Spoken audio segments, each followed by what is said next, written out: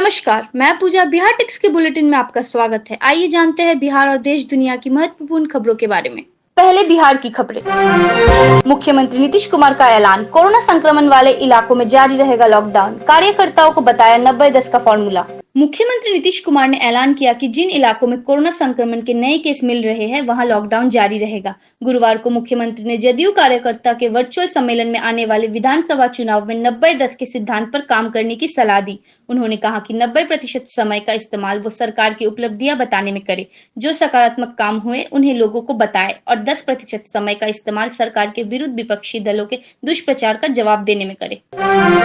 Birthday पर लालू ने काटा केक, बेटे तेजस्वी को देख हुए खुश, लगाया गले। राजद प्रमुख लालू प्रसाद का गुरुवार को 73वां जन्मदिन मनाया गया। इस मौके पर उनके बेटे और पार्टी की कमान संभाल रहे तेजस्वी यादव रांची स्थित रिम्स पहुंचे।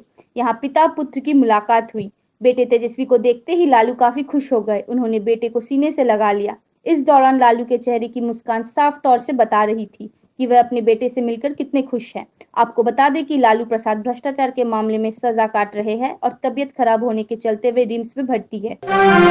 आरजेडी सुप्रीमो के 73वें जन्मदिन पर पार्टी ने लोगों को खिलाया खाना। इधर जेडीयू ने कहा, ऐसा कोई सगा नहीं जिसे लालू ने ठगा नहीं। बिहार के पूर्व मुख्यमंत्री लालू प्रसाद के जन्मदिन के मौके पर राजद की तरफ से राज्य के तमाम प्रखंडों में भोज का आयोजन किया गया।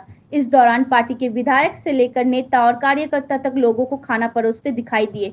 हालांकि बिहार के सूचना एवं जनसंपर्क मंत्री नीरज कुमार ने लालू प्रसाद की तुलना नटवर लाल से करते हुए कहा कि ऐसा कोई सगा नहीं जिसे लालू ने ठगा नहीं। लालू के जन्मदिन पर जेडीयू का बड़ा हमला, कहा कौन है लालू प्रसाद का तीसरा बेटा जिसके नाम पर ली जमीन। बिहार सरकार के मंत्री नीरज कुमार ने जमीन रजिस्ट्री के मामले को लेकर राजद सुप्रीमो लालू प्रसाद और उनके परिवार पर बड़ा हमला बोला। उन्होंने कहा कि लालू जी ने अपने शासनकाल में एक जमीन की रजिस्ट्री कराई थी, जिसमें उनके बड़े पुत्र तेज प्रताप यादव और तरुण यादव का नाम दर्ज है। आखिर ये तरुण यादव कौन है? लालू प्रसाद के परिवार में कोई तरुण यादव नहीं है, तो फिर यह व्यक्ति कौन है? इसका जवाब लालू परिवार को देना चाहिए। बेगूसराय में गंगा नदी पर बनेगा मटिहानी शामो पुल, केंद्र को प्रस्ताव मंजूर। केंद्र सरकार ने बेगूसराय के मटिहानी और शामो के बीच गंगा नदी पर पुल बनाने को मंजूरी दे दी है। इस पुल के निर्माण को लेकर सिद्धांत सहमति जताते हुए केंद्रीय सड़क परिवहन मंत्री नितिन गडकरी ने पत्र लिखकर बीजेपी सांसद राकेश सिन्हा को इस बात की जानकारी दी है। 2 से 3 दिन में झूमकर बिहार में बरसेगा मानसून। मानसून ने केरल में दस्तक दे दी है और इसकी पुष्टि मौसम विभाग ने कर दी है। आईएमडी ने यह भी कहा है कि इस बार मानसून की बारिश अच्छी होगी। बिहार में अच्छी बारिश के आसार व्यक्त किए जा रहे हैं। मौसम विभाग के अनुसार बिहार में 13 से 20 जून के बीच मानसून दस्तक दे सकता है।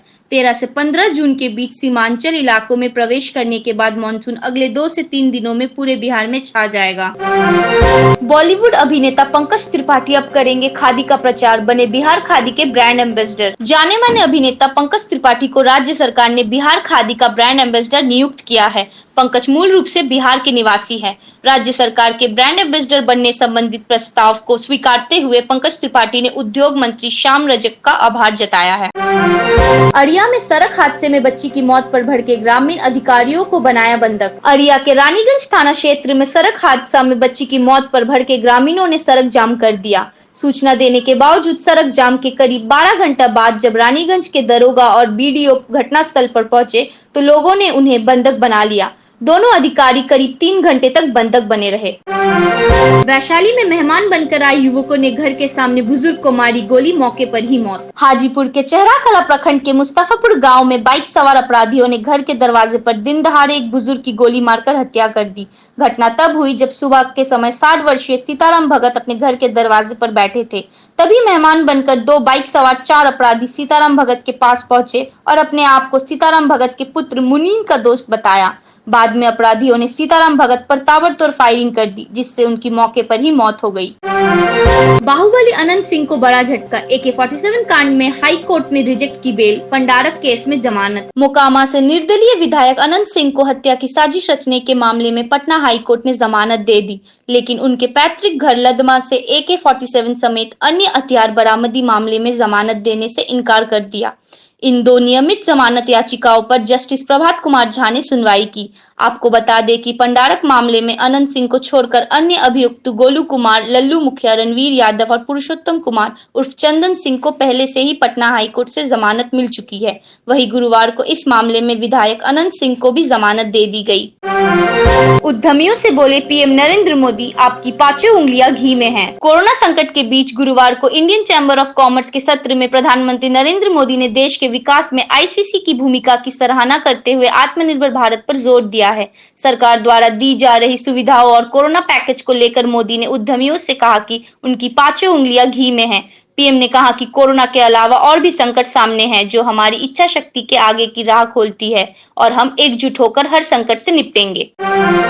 झारखंड के स्टील से इकोनॉमी चमका रहा चीन जून में 50,000 टन होगा निर्यात। Steel authority of India limited की इकाई बोकारो स्टील प्लांट जून के महीने में 50,000 टन स्टील चीन को निर्यात करेगी। खबरों की माने तो मई के महीने में बोकारो स्टील को चीन से 30,000 टन सीसी स्लैब और नेपाल से एचआर कॉइल की आपूर्ति के ऑर्डर मिले थे। अब जून के महीने में भी चीन से 30,000 टन एचआर कॉइल और 20,000 टन पिग आयरन का ऑर्डर मिला है। तमिलनाडु में 6 साल के बच्चे ने खाना समझ खा लिया विस्फोटक, हो गई मौत। तमिलनाडु के तिरुचिरापल्ली जिले में एक बच्चे ने विस्फोटक खा लिया। इसके बाद 6 वर्षीय बच्चे की दर्दनाक मौत हो गई। बच्चे ने यह विस्फोटक खाद्य पदार्थ समझकर खा लिया। खबरों की माने तो 3 लोग कावेरी नदी पर मछली मारने के लिए यह विस्फोटक लेकर पहुंचे थे। यह मामला सामने आने के बाद आसपास के क्षेत्र में हड़कंप मच गया। पुलिस ने मामले में 3 लोगों को गिरफ्तार कर आगे की कार्रवाई शुरू कर दी। चीन का माइंड गेम, लद्दाख सीमा पर अब लाया बाहुबली तोप। लद्दाख में भारत और चीन के बीच जारी तनाव के बीच चीन के सरकारी मीडिया ग्लोबल टाइम्स ने भारत के खिलाफ मनोवैज्ञानिक जंग छेड़ दी है। पहाड़ों के ऊपर युद्ध अभ्यास और टैंक के वीडियो जारी करने के बाद अब ग्लोबल टाइम्स ने अत्याधुनिक तोपों की धमकी दी है। ग्लोबल टाइम्स ने दावा किया कि चीन की सेना पीएलए ने भारत के साथ तनाव को देखते हुए अपने सबसे आधुनिक तोप पीसीएल 181 को लद्दाख सीमा पर तैनात किया है। पाकिस्तान के पीएम इमरान खान का तंज, भारत में लॉकडाउन में 34% घरों के पास खाने का पैसा नहीं, हम कर सकते हैं मदद। पाकिस्तान के प्रधानमंत्री इमरान खान ने भारत को गरीबों को कैश ट्रांसफर करने में मदद करने का ऑफर दिया है। इमरान खान ने दावा किया कि पाकिस्तान ने 120 अरब रुपए 9 सप्ताह के अंदर 1 करोड़ परिवारों को बेहद पारदर्शी तरीकों से बांटा है।